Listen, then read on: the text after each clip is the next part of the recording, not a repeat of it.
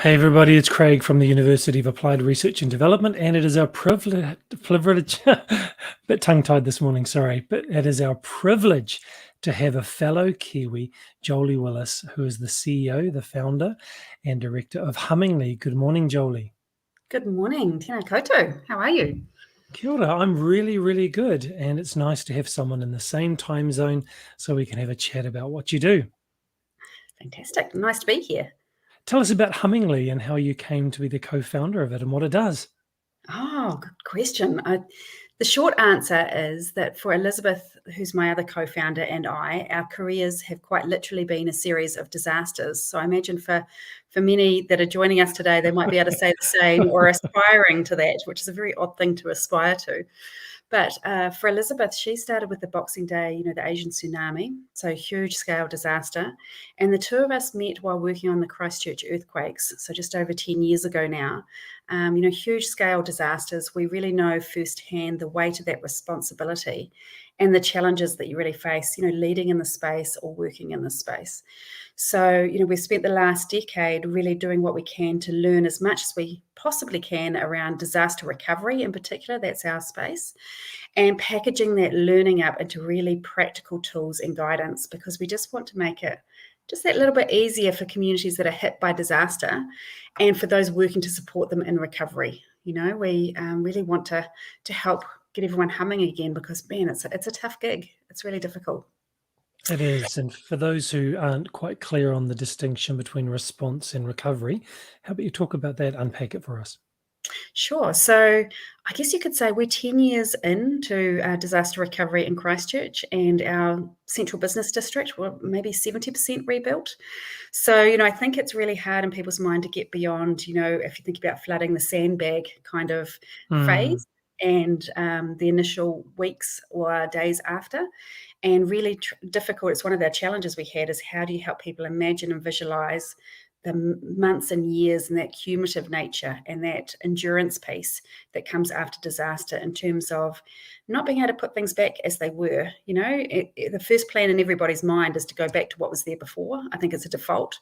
And that's just not possible. So there's a lot of work that happens in re-envisioning a future and, putting in place things that really help people get their lives going again, at a community level and a family level as well. Just before you started speaking live, you spoke about those 3 design challenges and some resources to help with responding to those. Unpack that for us. Yeah, sure. So I guess the first design challenge, it's probably helpful to give you a little bit of the story behind that. And as I said, for me, it all started just over 10 years ago. It's very early in the morning. It was, 4:30 in the morning, pitch black, middle of winter. It was September the 4th, 2010, and we had a huge earthquake. It was a 7.1 magnitude, and to which we live very close to the epicenter. And since then, we've had 15,000 aftershocks. As I said, we're 10 years in and still recovery is ongoing. So one of the things, let's make sure I didn't miss today.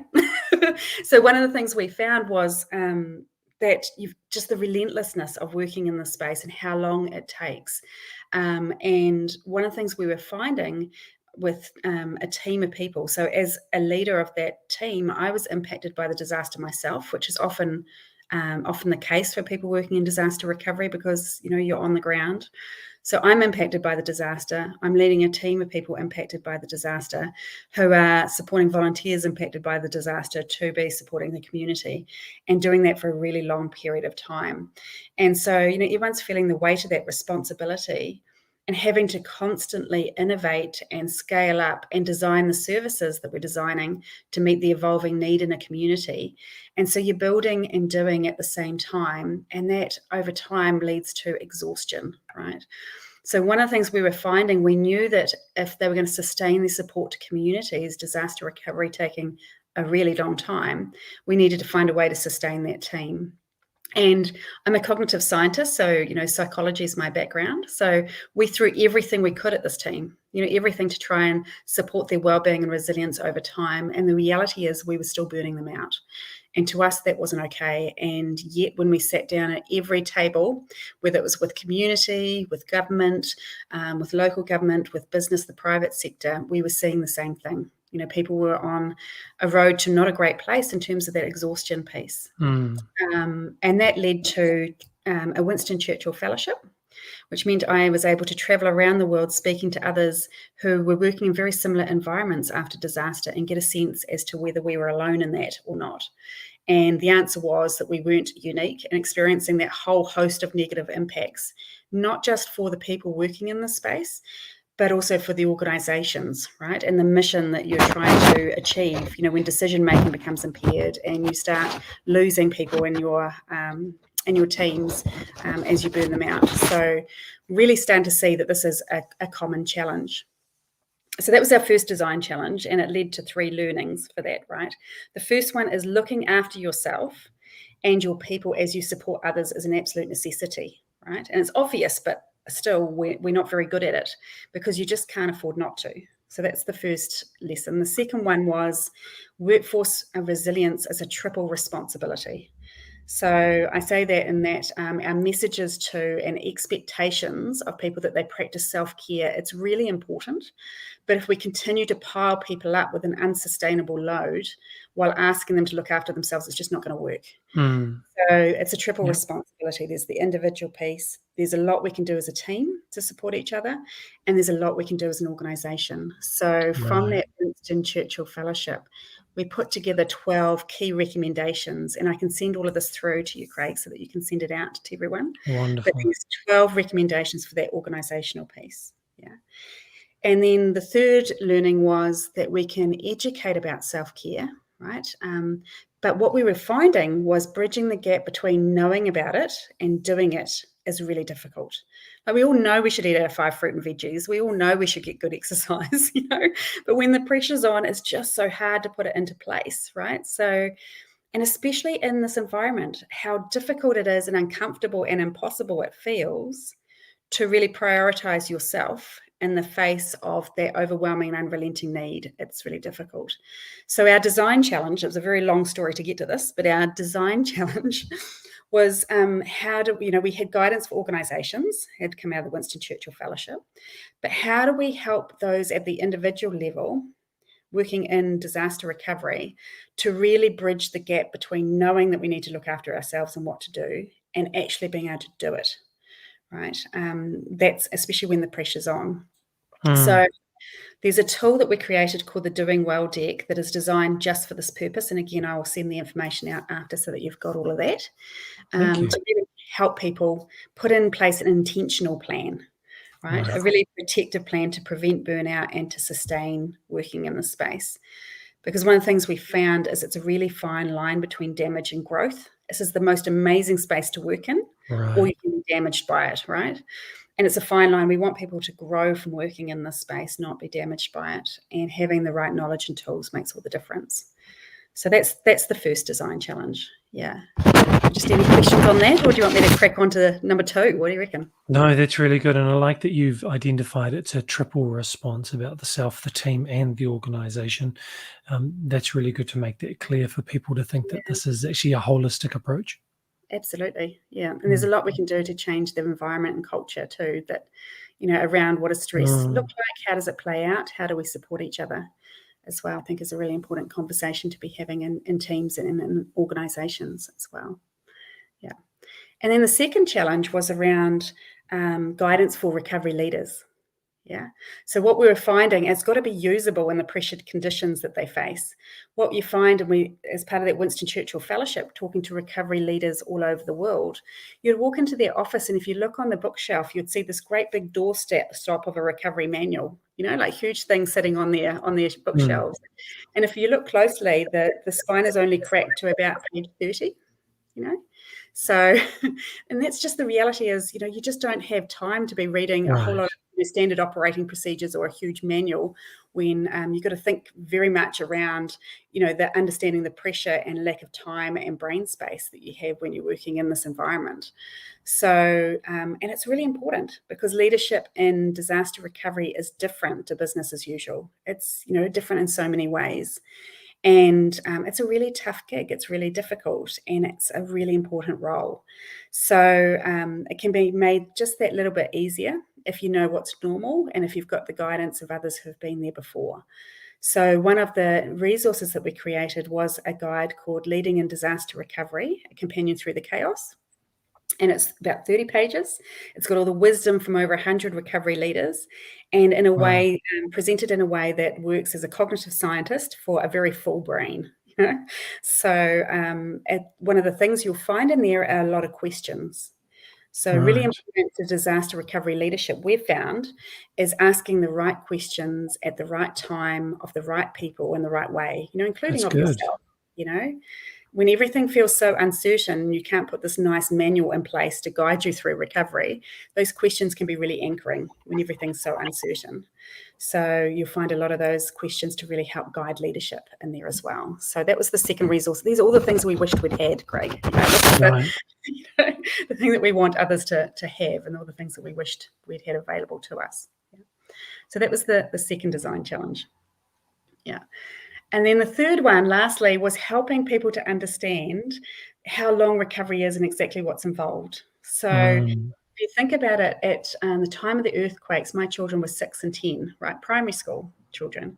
They were still in recovery mode. I've got one about to graduate university and one leaving high school. So just to get a sense of the length of time and what that means, and between those two sort of stages of their lives, or our lives as a family, or 10 years of working in recovery, basically there are a million challenges and a million decisions that you face, as myself, and as a family, and leading teams through this environment. And developing programs to support affected people, and as communities, as we re-envision what our future might look like. So, but if you haven't been there before in disaster recovery, you can kind of get that it's tough and it's long, but tough how exactly? It's a bit like if anyone's the same thing, it's going to be challenging, but you don't really know until you've been there exactly what that looks like, right? So our third, one of the reasons we find people find it really difficult to think beyond the sandbag kind of stage of after disaster is it's just so hard to be able to visualize, let alone plan for the long disaster recovery that comes after, So it seems so abstract. So how do we help communities and those working in this space get a really good understanding of what's involved in disaster recovery? So that was our design challenge that we really spent a lot of time nutting out.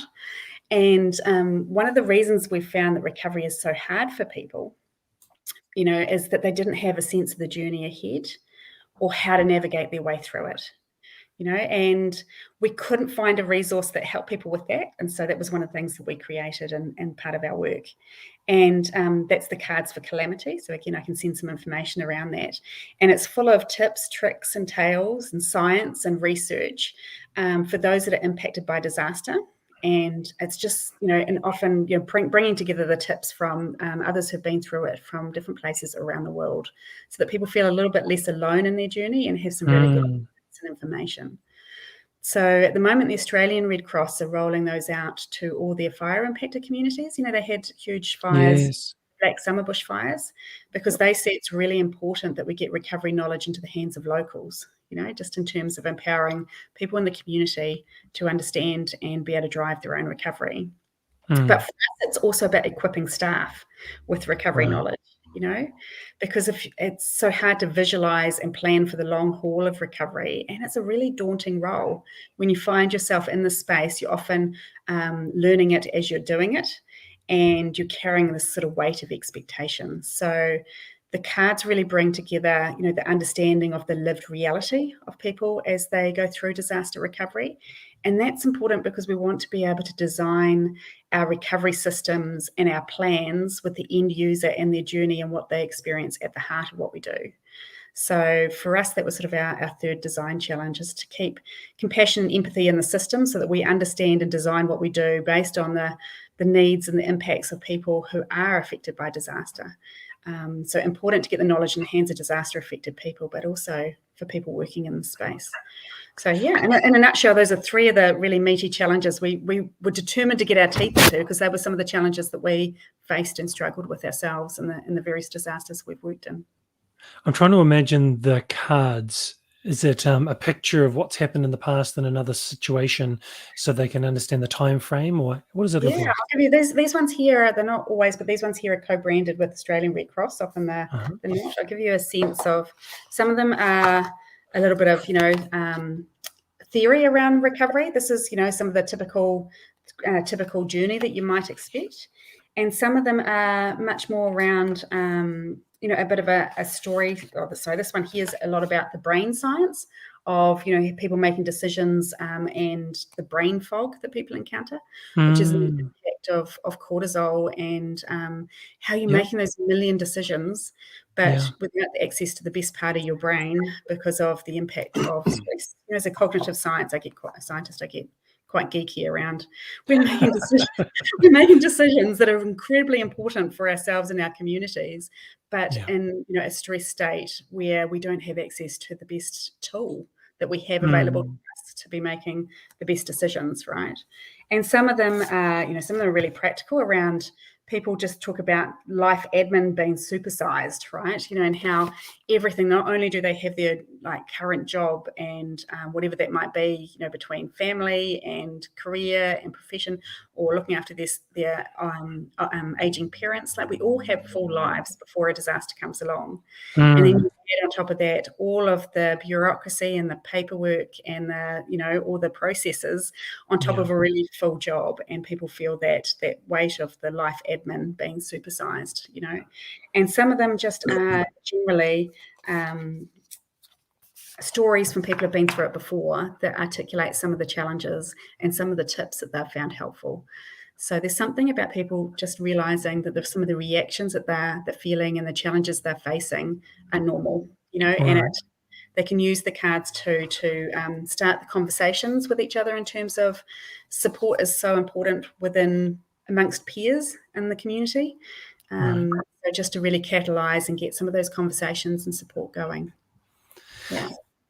Just over an hour ago, previously, I was speaking to Lewis Curtis, who heads up Microsoft's disaster response around the world. And that was a really interesting conversation. He said exactly what you just said, that people are having their normal life and having to manage family and time and job and everything. But then suddenly there's this life-threatening emergency that people need to respond to. And that level of stress just stays up there. It's not like normal life, because normal life carries on, but this level just stays there. And being able to decompress is so important. What is something from your background, being a cognitive sociologist, what's from your background, some tips and tricks you would give people who are working in this sector to help manage that? Yeah, and maybe before I answer that, it just brought to mind a story that might be useful, just as you were talking about that, the stress staying up there and that cumulative nature. One of the very first people that I interviewed was, as part of that Winston Churchill Fellowship, was a lady who was working for local government and had quite a critical role after the Black Saturday bushfires. So, about 13 years ago now, approximately, in Australia. So huge bushfires that they had in Victoria. And just to get another way of painting the picture of that elevated stress and how long it goes on for people. And one of the things I said to her is, look, this is what we're experiencing in terms of the impacts here on our people, working in this space, and the tiredness and the exhaustion. And is this normal? Is this what you're experiencing? And how would you articulate that to someone who's not worked in this space, or a decision maker who maybe is sitting somewhere remotely, who doesn't understand the pressure that people are under? And she had a really good analogy. She said, it's kind of like being asked to carry this ever increasing load of bricks. She said, before the event, you already have a load of bricks that you're carrying that just are part of your life, right? She said, my role is community facing. There are plenty of challenges as part of that role. There's a lot of responsibility that I carry. She said, but on top of that, I have family logistics. I have aging parents. She said, I have, financial things that are always going on in the back of my mind. There are just, things that you carry as part of life, as normal everyday kind of things. And she said, and then along comes this huge event and adds a huge lot of bricks. Like everything gets made more complex. The support and needs that I'm seeing in the community, everything is just much more uncertain, much more difficult. So your bricks just get, again, like huge pile of bricks. She said, but the bit I didn't understand was how long those bricks stay for. and the fact that they don't really decrease over time. Mm. I thought that I'd just be carrying them for, a matter of weeks, maybe a few months. She said, but I didn't realize that 2 years in, I'd still be, sort of under this weight of bricks. And if anything, they just keep getting added as things become more complex and uncertain and difficult. And people become really tired. And she said, and then Jill, we're all really loaded up with our bricks. Everybody's got this big load that comes after disaster. And Jill over there is having trouble with hers, quite understandably. And I'm that person that always finds a way and says, yes, I'm the go-to person. So suddenly I find I've got some of Jill's bricks. She said, the first thing is that when my manager comes to me and says, hey, Anne, it's really important you look after yourself. I can see you've got a lot going on. The self-care piece, critically important. I really hope you're taking good care of yourself. But, we've got these things that we have to get across the line for the minister or whatever. Can you get these 3 more things done by the end of the week? And he chucks 3 more bricks onto her load, and it was really much some of the catalyst for thinking about that triple responsibility. But it really paints the picture of that cumulative, relentless nature. So in terms of the things that we can be doing, again, it's making that intentional plan. So one of the things we find is that we intend to look after ourselves, but it always falls off the bottom of the list. And we've seen the most amazing recovery leaders fall over because of the endurance piece. And so having a plan and putting a bit of a crew around you is really important. Because one of the things that happens with prolonged stress is that we lose perspective. You can expect to lose perspective when you're working in this space for a long period of time. So if you can realistically expect to lose perspective, how are you going to put in place some perspective checkers, and some people who support you? So we think as humans that we make decisions quite independently, but we don't, right? We usually make decisions with, thinking about or bouncing things off others and what others around us think are desirable or acceptable or in comparison to others. So actually get quite intentional about putting in a bit of a recovery crew. So we talk about with organizations, they have a board for a reason. The board is there to, if a good operating relationship between an organization and a board, will have a board really looking to the future to potential potholes that they can help steer you around or support you through, or to help you see things that you're maybe not seeing. And these are the sorts of things you can put in place for yourself personally as a leader in this space. So have a couple of people that are really safe go-to people, and they may be outside of your organization, but people who know you well, or that you feel really comfortable being able to, or you find a way to feel comfortable to be able to share some of the challenges, and have people who will really speak the truth to you and challenge you back when you need it. People who can really, your truth tellers, your truth seekers, but also help you hold perspective when, just let them know, I'm going to lose perspective at some time. I want you to be asking me these questions, and what other questions that will really help guide me through this. Because I think we've seen the most amazing leaders fall over when they're not prepared to ask for advice. So, the best leaders will ask themselves tough questions, and will have others ask them those questions and help steer them through. So don't do it alone, I would say, is a really important message. Even the best leaders need some amazing support. Yeah. That's really great. Very, very thorough, really clear. If people want to get hold of you and Hummingly, how can they do that? What's the best way to do that, Jolie? So the best way is via our website, so www.hummingly.co, or you can email me at jolie@hummingly.co, and I can send through all those details, Craig, if that's helpful. That's great. Jolie, please don't go anywhere when we finish up, but thank you very much for giving your time. It was 7:30 in the morning when we started, and I really appreciate you getting up early and sharing with us your wisdom and what you gain from the fellowship and how you grow organizations. Thank you very much. You're very welcome. Thanks for having me. And for those of you that are watching the recording, particularly our students, if you're an emergency manager, you know that you're always training, you're always developing, you're always getting certified. You probably have that massive binder full of certifications and training that you've done, and maybe it doesn't translate into an academic qualification. You want your degree, you want your master degree, so do reach out to us, uard.org or uard.ac.nz, and we can help you gain your degree with recognition of all of your learning and all of your training and your industry experience. So Jolie, again, thanks so much for being with us. You're very welcome. Go well, everyone.